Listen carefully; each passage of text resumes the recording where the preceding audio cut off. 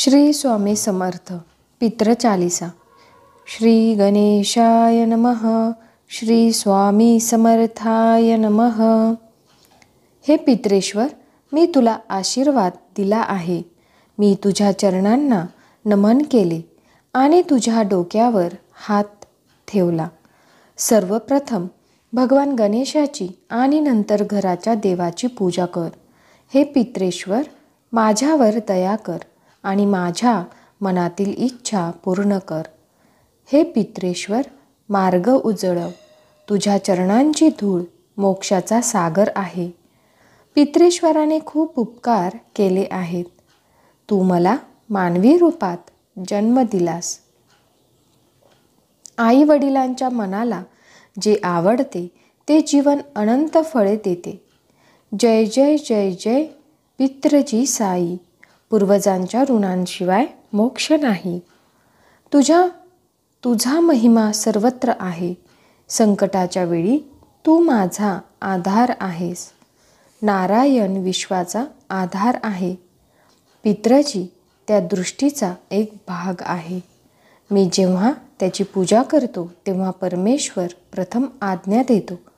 तो स्वतः भाग्याचे दरवाजे उघडतो. झुंझुनूचा दरबार सजवला जातो. तू सर्व देवांसोबत बसतोस.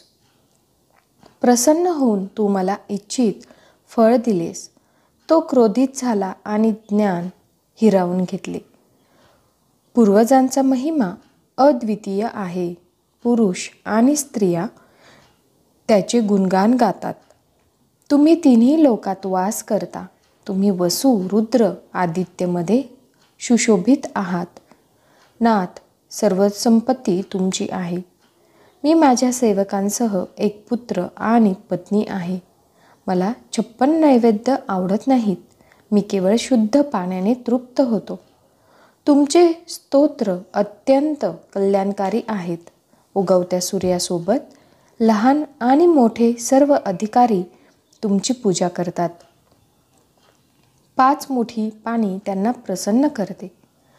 व्यासपीठावर झेंडे सजवले जातात. तुम्ही शाश्वत ज्योतीत बसता. तुमचा प्रकाश शतकानुशतके जुना आहे. आमचे जन्मस्थान धन्य आहे. येथे शहीद पूजा करतात. ते आईच्या भक्तीचा संदेश देतात. आमचे तत्व जगाच्या पूर्वजांचे तत्व आहे. धर्म हा जातीचा नारा नाही. हिंदू, मुस्लिम, शीख, ख्रिश्चन सर्वजण आपल्या पूर्वजांची पूजा करतात. आपले हिंदू वंश वृक्ष आपल्या प्राणापेक्षा प्रिय आहे. ही वाळवंटातील गंगा आहे. पूर्वजांना नैवेद्य अर्पण करणे वातावरणात आवश्यक आहे. मी तर तुमचे पाय सोडत नाहीत. त्यांच्या कृपेनेच आपल्याला देवाचा आश्रय मिळतो. चतुर्दशीला आम्ही जागरण आयोजित करायचो. अमावस्येला आम्ही प्रार्थना करायचो. सर्वजण जडूला साजरा करायचो. सर्वजण नंदीमुख श्राद्ध करायचो. धन्य आहे जन्मभूमीचे फूल, ज्याला पितृमंडळाची धूळ मिळाली आहे. भक्तांचे हितकारक श्री पितरजी प्रभू, आमची विनंती ऐका. जो कोणी दिवसरात्र तुमचे ध्यान करतो त्याच्यासारखा भक्त नाही. तुम्ही अनाथांचे मदतगार आहात. तुम्ही नेहमीच गरिबांचे मदतगार आहात. 4 वेद प्रभूचे साक्षीदार आहेत. तुम्ही भक्तांचा मान राखला आहे. जो कोणी तुमचे नाव घेतो त्याच्यासारखा धन्य दुसरा कोणी नाही. जो दररोज तुमच्या चरणी लोळतो. 9 सिद्धी तुमच्या चरणी लोळतात. तुमच्या सर्व सिद्धी शुभ आहेत. जो कोणी तुम्हाला शरण जातो, जो आपले मन तुमच्या चरणी आणतो, जेणेकरून मोक्ष निश्चित होतो.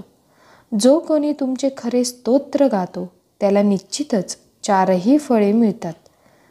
तुम्ही आमचे देव आणि कुटुंब देवता आहात. गुरुदेव, तुम्ही माझ्या प्राणापेक्षा प्रिय आहात. ज्याच्या हृदयात खरी आशा आहे त्याला इच्छित फळ मिळते. तुमच्या वैभवाची आणि बुद्धीची स्तुती केली जाते. उरलेल्या हजारो तोंडांनी ते गाऊ शकत नाही. मी खूप गरीब, घाणेरडा आणि दुःखी आहे. मी तुम्हाला कशी प्रार्थना करावी? आता हे पूर्वजांनो, गरिबांवर दया करा. तुमच्या भक्ती शक्तीचा काही भाग द्या. पूर्वजांना धागा द्या. तीर्थयात्रा आणि गावालाच. तिथे भक्तीची फुले अर्पण करा. तुमचे सर्व कार्य पूर्ण हो.